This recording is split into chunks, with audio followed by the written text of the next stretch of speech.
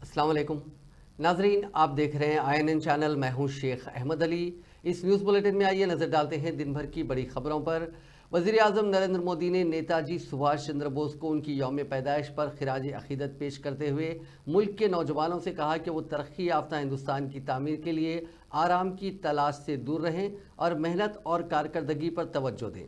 नेताजी के यौम पैदाइश पर उड़ीसा के कटक में मुनक़िदा प्रोग्राम दिवस प्रोग्राम से खिताब करते हुए मोदी ने वीडियो लिंक के जरिए कहा कि आज जब हमारा मुल्क तरक्की याफ्ता हिंदुस्तान के अज़्म को हासिल करने में मसरूफ़ है, हमें नेताजी सुभाष चंद्र बोस की ज़िंदगी से मुसलसल तरगीब मिलती है। नेताजी की ज़िंदगी का सबसे बड़ा मकसद था आज़ाद हिंद। अपने अज़्म को पूरा करने के लिए उन्होंने अपने फ़ैसले को सिर्फ एक कसौटी पर आजमाया। मोर प्रिय भाइयों भवणी माने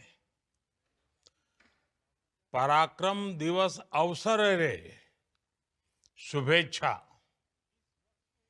आज नेताजी सुभाष चंद्र बोस की जन्म जयंती के इस पावन अवसर पर पूरा देश श्रद्धापूर्वक उन्हें याद कर रहा है। मैं नेताजी सुभाष बाबू को श्रद्धापूर्वक नमन करता हूं। इस वर्ष के पराक्रम दिवस का भव्य उत्सव नेताजी की जन्मभूमि पर हो रहा है। मैं ओडिशा की जनता को, ओडिशा सरकार को इसके लिए बहुत बहुत बधाई देता हूं।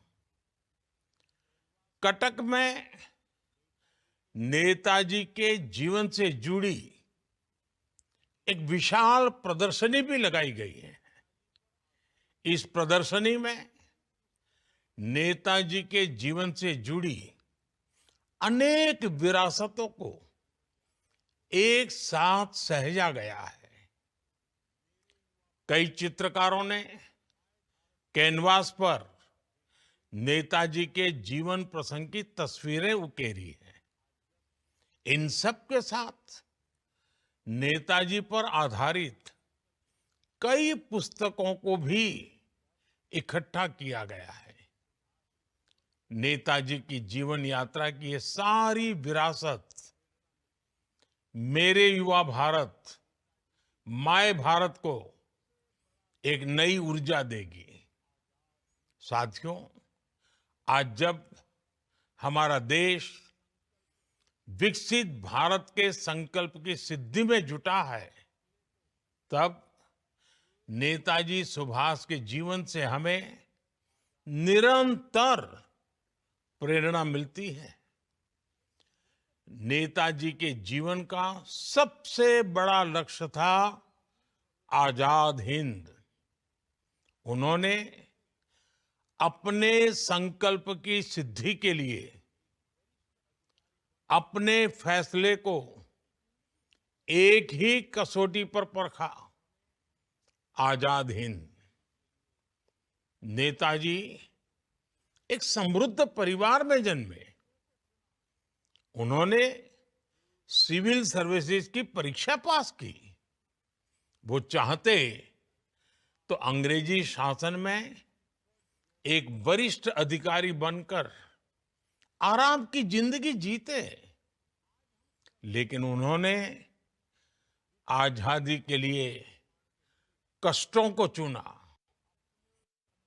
चुनौतियों को चुना, देश विदेश में भटकना पसंद किया। नेताजी सुभाष कंफर्ट जोन के बंधन में नहीं बंधे। इसी तरह आज हम सभी को विकसित भारत के लोकसभा में कायद हिज़्ब इख्तिलाफ राहुल गांधी ने कहा कि महाराष्ट्र में ट्रेन में आग लगने की अफवाह की वजह से कई लोगों की जाने गई और कई दीगर के जख्मी होने की खबर इंतहाई अफसोसनाक है और ऐसे हालात पैदा होने के पीछे की वजूहात की तहकीकात करके कसूरवारों को सख्त सजा दी जानी चाहिए।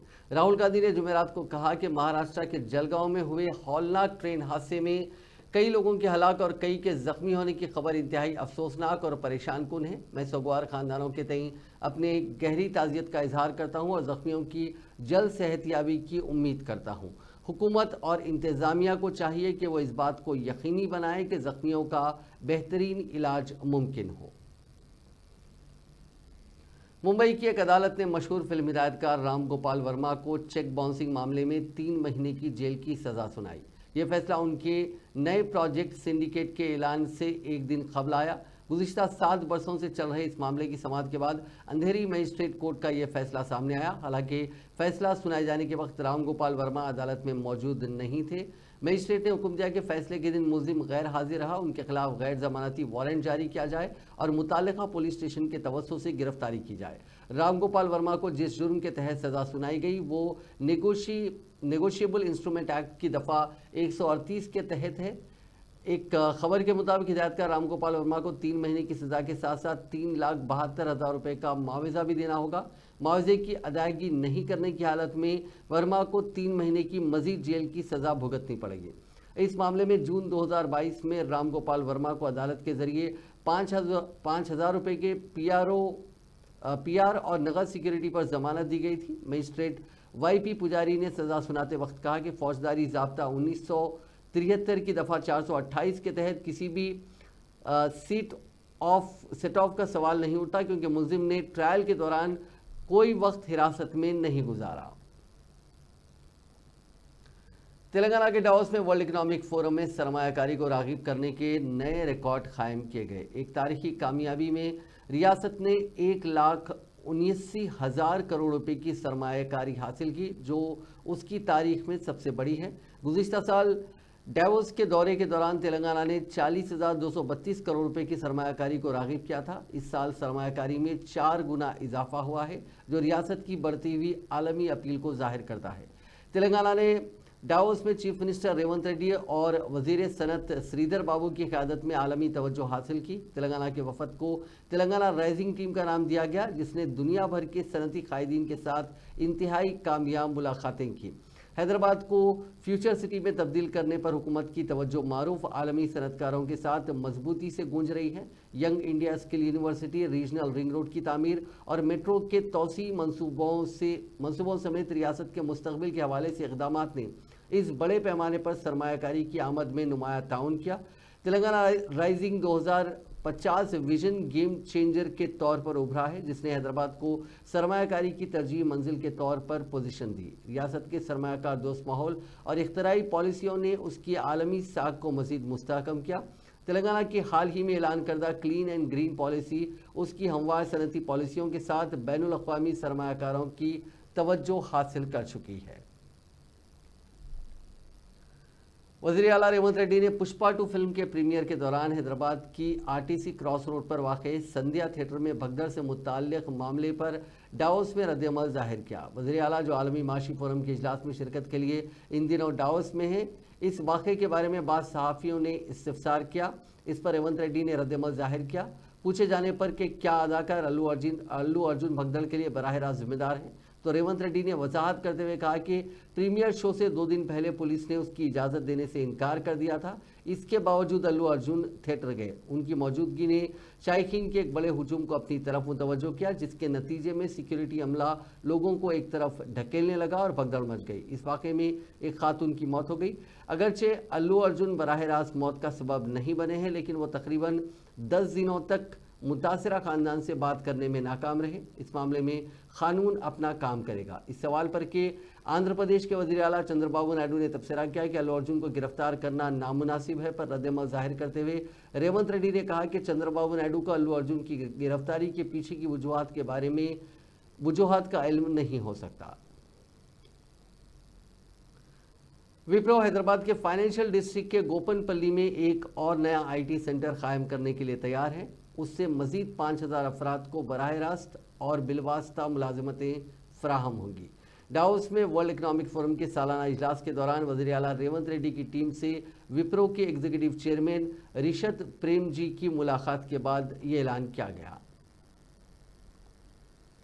आंध्र प्रदेश के वज़ीर आला चंद्रबाबू नायडू ने सियासी विरासत के तस्वुर को वहम करार देते हुए मुस्तरद कर दिया। यह बयान उन्होंने डावोस में आलमी माशी फोरम के दौरान एक सहाफ़ी से बातचीत के दौरान दिया। अपने बेटे नारा लोकेश के सियासी करियर से मुतालिक सवाल का जवाब देते हुए चंद्रबाबू नायडू ने कहा कि मौक़े इर्द गिर्द के हालात की बिना पर पैदा होते हैं और कामयाबी उनसे फ़ायदा उठाने पर मुनस्सर होती है। चंद्रबाबू नायडू ने वजाहत की कि उन्होंने कभी भी अपनी रोज़ी के लिए सियासत पर इन्हिसार नहीं किया, क्योंकि उन्होंने 33 साल पहले ख़ानदानी कारोबार कायम कर लिया था। उन्होंने कहा कि कारोबार लोकेश के लिए आसान हो सकता है, लेकिन वो आवाम की खिदमत के इरादे से सियासत में आए, न कि ख़ानदानी विरासत की वजह से। उन्होंने ज़ोर देकर कहा कि लोकेश अवामी खिदमत में खुश हैं और उनका सियासत में दाखिला ख़ानदानी ख्वाहिशात से जुड़ा नहीं है। वज़ीर आला ने वसाइल के गलत इस्तेमाल और दौलत के जमा करने की मजम्मत की और कहा कि ऐसी सरगर्मियाँ कौमी तरक्की में रुकावट हैं। जब उनसे पूछा गया कि आया वायएस जगनमोहन रेड्डी दोबारा वज़ीर आला बन सकते हैं, तो चंद्रबाबू नायडू ने कहा कि कोई भी आवाम को धोखा देकर एक बार इख्तिदार में आ सकता है, लेकिन बार बार नहीं आ सकता। उन्होंने सियासत और ज़ाती ज़िंदगी में इक़्तिदार की अहमियत पर जोर दिया। उन्होंने गुजरात की मुसलसल तरक्की की सताइश करते हुए वहाँ की तरक्की और कामयाबियों के साथ साथ फलाही इक़दामात को उजागर किया। उन्होंने इस एतमाद का इजहार किया कि नरेंद्र मोदी जो वज़ीर आज़म के तौर पर अपनी तीसरी मियाद मुकम्मिल कर रहे हैं, चौथी मियाद भी हासिल करेंगे। चंद्रबाबू नायडू ने कहा कि उनका मरकजी वज़ीर बनने का कोई इरादा नहीं है। Which are the sectors is the most interested by the overseas investors to invest in India? World is watching, and also they are looking after India now for so many areas. Opportunities are also abundant. This is renewable energy and green hydrogen. India is going to become up for that. That is the contribution from India's side for the global community. Other areas, so many areas as the right limit technology. If you see today, almost all tech companies CEOs are from Indian origin. India is well positioned in 2-3 aspects. One is first mover advantage and technology. Technology is everything today, integrated to every economic activity and day-to-day life. Second is Indians are having an advantage of demographic, very young, and also entrepreneur skills. Now services Indians are providing global community. And also if you see, Indians are the most acceptable community globally. If you go to any country, they are most acceptable. These are all various advantages India is having. This team itself, Team India, is a reflection for that. Even just now, I spoke to World Economic Forum founder, Professor Schwab. He was very happy about Indian participation, and he especially conveyed his greetings to Honorable Prime Minister and also for all of us. That is the respect we are commanding as on today. Once respect is commanded, automatically development. Khairatabad के रुकन assembly दानम नागेंद्र ने शहर में जारी निज़ामी कार्रवाइयों पर एक बार फिर अपने गुस्से का इजहार किया। उन्होंने हुक्काम को चैलेंज किया कि अगर निज़ामी कार्रवाइयाँ ज़रूरी हैं तो इसकी शुरुआत पुराने शहर से करें। अगर पुराने शहर में ऐसी तामीरात गिराई जा सकती हैं तो फिर उनके इलाके में भी गिराई जा सकती हैं। ఒకవేళ అలా పాలసీ కింద తీసుకుంటే సిటీ మొత్తంలో అయితే మీరు ముందు ఓల్డ్ సిటీ నుంచి మొదలు పెట్టండి. ఓల్డ్ సిటీలో ఎక్కడెక్కడ ఉన్నాయి అలా మీరు చేయండి. మీకు ఏమి ఇబ్బందులు కలగకుంటే మా దగ్గర కూడా ఇబ్బంది లేకుండా నేనే చెప్తా కావాలి. కాబట్టి ఇది చేయొద్దని నేను చెప్తున్నాను. ఎందుకంటే ఒకవేళ అలా పాలసీ కింద తీసుకుంటే సిటీ మొత్తంలో అయితే మీరు ముందు ఓల్డ్ సిటీ నుంచి మొదలు పెట్టండి. ఓల్డ్ సిటీలో ఎక్కడెక్కడ ఉన్నాయి అలా మీరు చేయండి. మీకు ఏమి ఇబ్బందులు కలగకుంటే మా దగ్గర కూడా ఇబ్బంది లేకుండా నేనే చెప్తా కావాలి. बीआरएस के सीनियर लीडर डॉक्टर दासरजू श्रावण ने चीफ मिनिस्टर रेवंत रेड्डी के आईटी प्रोफेशनल्स के खिलाफ हालिया बयानात की शदीद मजम्मत की। उन्होंने उन बयानात को जागीरदाराना लाइल्मी पर मबनी और इंतहाई मुतकब्बिर करार देते हुए फौरी और गैर मशरूत अवामी माफ़ी का मुतालबा किया। तेलंगाना भवन में मीडिया से बात करते हुए डॉक्टर दासरजू श्रावण ने कहा कि ये रिमार्क्स न सिर्फ आईटी तबके बल्कि तेलंगाना के हर मेहनती शहरी की तौहीन है। उन्होंने कहा कि एक चीफ मिनिस्टर के तौर पर आपके अल्फाज अहमियत रखते हैं, लेकिन एतमाद और फ़ख्र पैदा करने के बजाय आपने उन लोगों को नीचा दिखाने का इंतखाब किया जिन्होंने तेलंगाना को आलमी सतह पर एक आईटी पावर हाउस बनाया है। ఇది Martin Luther King Revanth Reddy నీకోసమే దేవులాడు పట్టుకొచ్చింది నీకోసమే.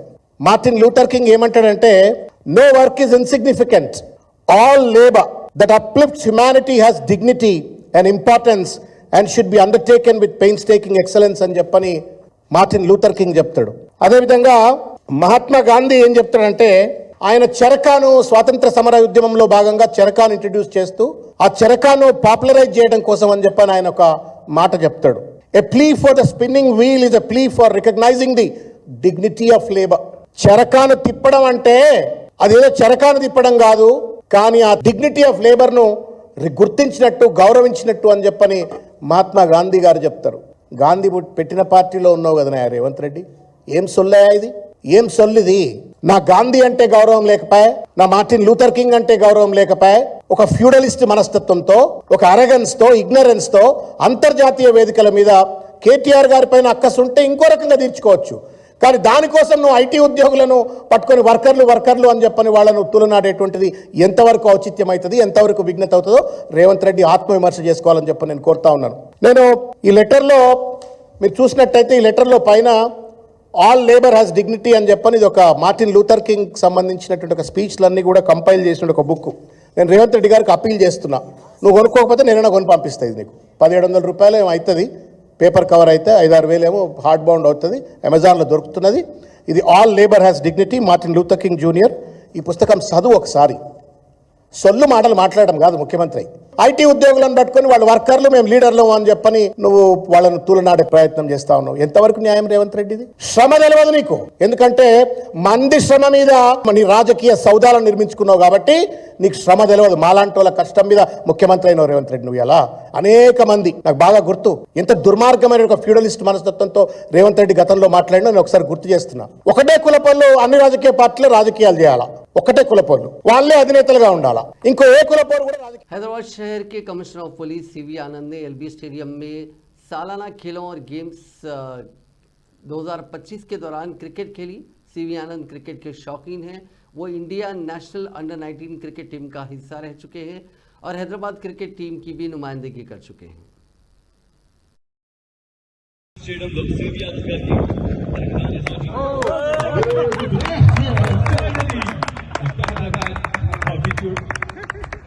సో అవుట్పుట్ ఇలాంటి పనిష్మెంట్ కూడా జరుగుతుంటాయి డెఫినెట్ గా.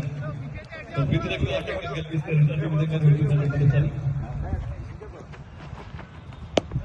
So very good. Deccan express CV Yadav sir, Deccan express के हाथ हवाई हुड की हिल फोर्ट एंड से गेंदबाजी हो रही है. So finally another right sequence of forward defense on dot ball. So batsman please, Tamil Nadu batter. So Sami Anand sir stage को रिप्रेजेंट करते हुए और साथ साथ भी खेल चुके हैं Sami Anand sir. He is also currently playing with clubs. तो पिछले मैच में शतक प्रदर्शन रहा था Sami Anand sir का. उसी लेकर so जो बॉल के लिए जोरदार तालियां हो जाए.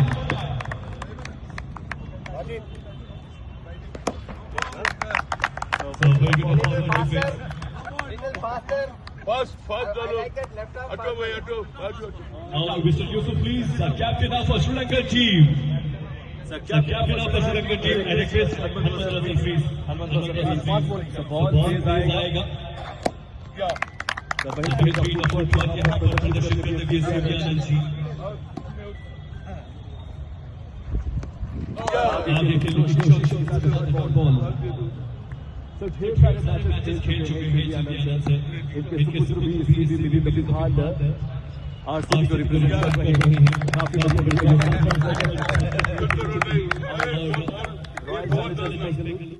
हैदराबाद में कुलहीन सनती नुमाइश जारी है। गुज़िश्ता रोज़ इतवार होने के सबब नुमाइश देखने के लिए आने वालों की तादाद में इजाफा दर्ज किया गया।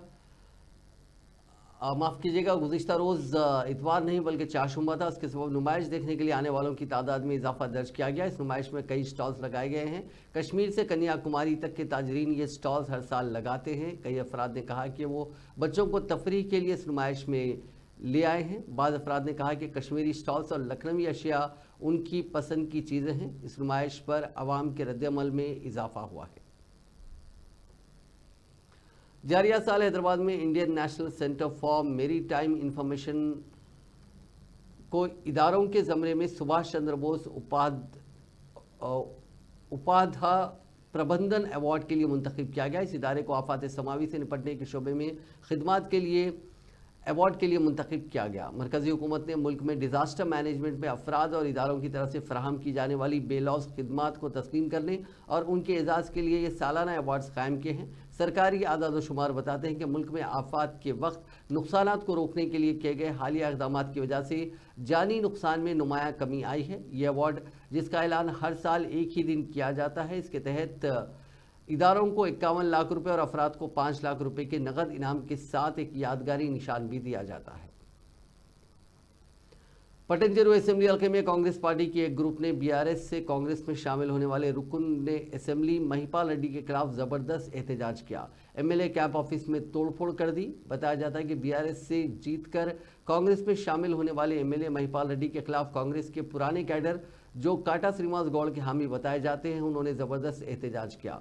बुलालम में कांग्रेस कारकुनों ने कांग्रेस बचाओ, पटनचेरू बचाओ और महिपाल रेड्डी को हटाओ के नारे लगाते हुए एहतजाज किया।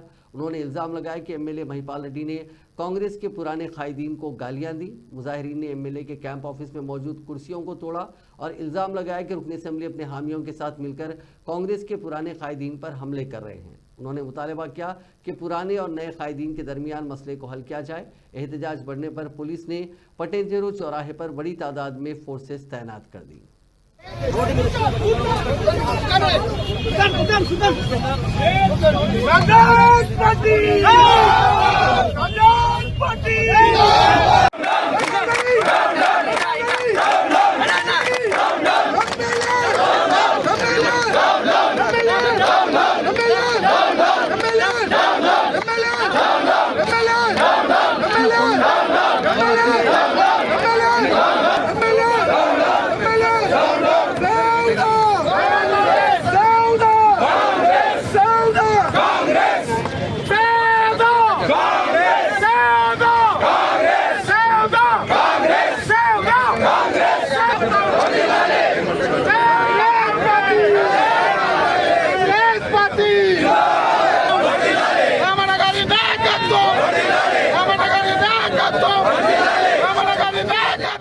रियासत छत्तीसगढ़ और उड़ीसा की सरहद पर सिक्योरिटी फोर्सेस और माओनवाजों के दरमियान शदीद फायरिंग का तबादला हुआ। गुड़ियाबंद और नौपाड़ा अजला में होने वाली इस झड़प में 20 से ज़ायद माओनवाज मारे गए, जिनमें एक अहम माओनवाज लीडर भी शामिल है। अब तक 17 लाशें बरामद की जा चुकी हैं और उन्हें पोस्टमार्टम के लिए छत्तीसगढ़ के दारुल हुकूमत रायपुर मुंतकिल कर दिया गया है। बाकी लाशों की तलाश का ऑपरेशन अभी भी जारी है। इस ऑपरेशन में सिक्योरिटी फोर्सेस की बड़ी कामयाबी समझी जा रही है, क्योंकि माओनवाजों के खिलाफ ये एक अहम कार्रवाई थी।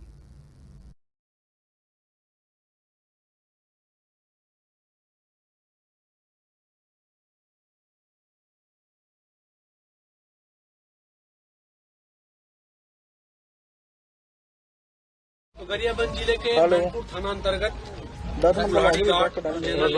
भालू डिग्गी पहाड़ी के तो रात से 19 तारीख की रात से इनकाउंटर चल रहा है। गरियाबंद की फोर्स है, सीआरपीएफ, कोबरा, उड़ीसा पुलिस की एसओजी और एसटीएफ की टीमें वहां पे सूचना पे भेजी गई थी। परसों रात से फायरिंग अभी भी जारी है। अभी तक जो सर्चिंग हो पाई कल और आज मिलाकर कुल 14 शव बरामद हुए हैं। कुल 15 हथियार बरामद हुए हैं।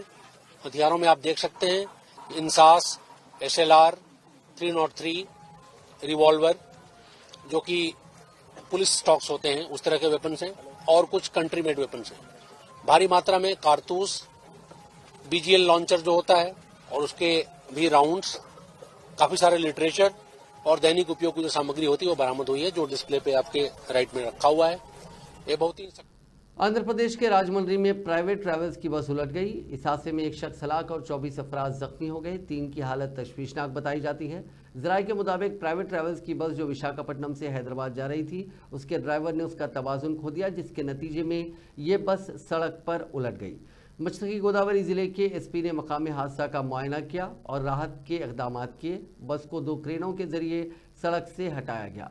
जख्मियों को एम्बुलेंस में राजा महेंद्रावरम सरकारी अस्पताल ले जाया गया। पुलिस का कहना है कि हादसा बस की तेज रफ्तारी के बाइस पेश आया।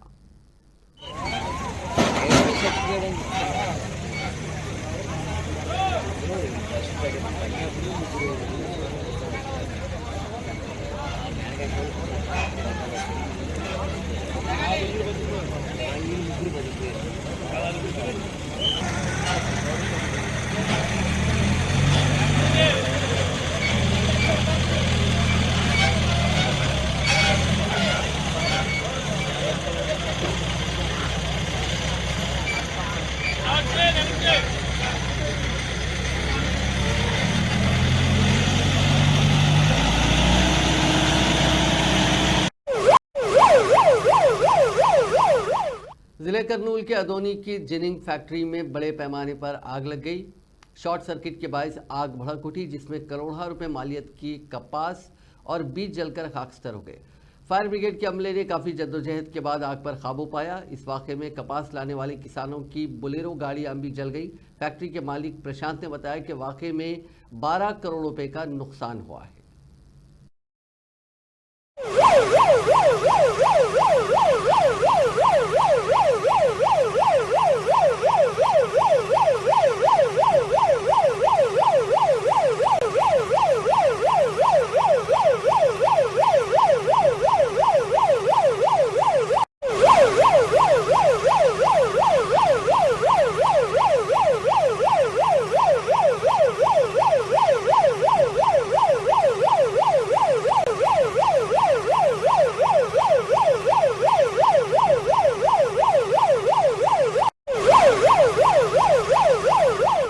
तेलंगाना के मेडचल मलकाजगिरी में इलेक्ट्रिकल शॉप में बड़े पैमाने पर आग लग गई। मेडचल नेशनल हाईवे के करीब इस इलेक्ट्रिकल शॉप में आग लग गई। इत्तला मिलने पर फायर ब्रिगेड के अमले ने वहां पहुंचकर आग पर काबू पाया।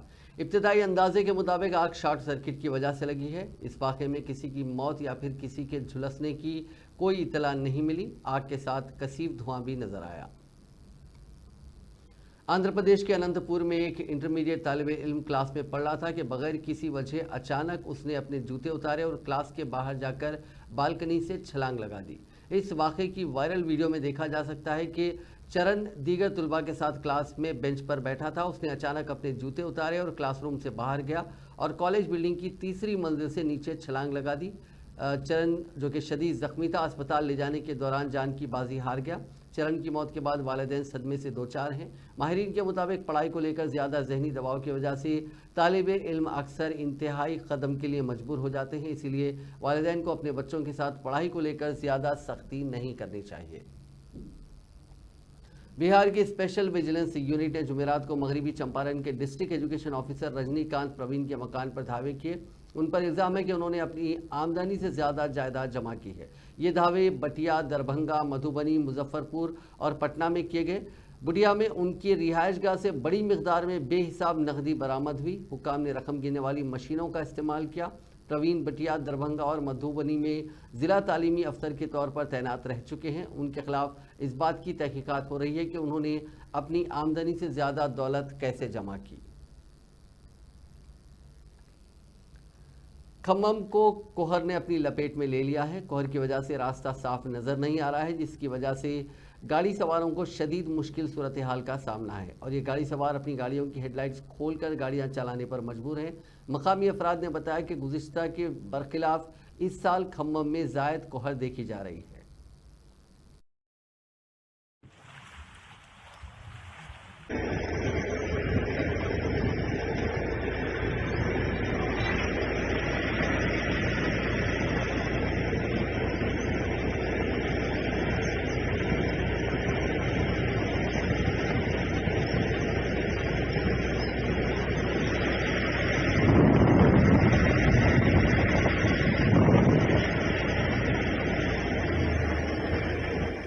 तेलंगाना में दर्ज हरारत कम होने के साथ ही सर्दी में शिद्दत देखी जा रही है। खासतौर पर सुबह के वक्त स्कूल और कॉलेज जाने वाले तुलबा और दफातर जाने वाले मुलाजिमीन सख्त सर्दी की वजह से परेशान हैं।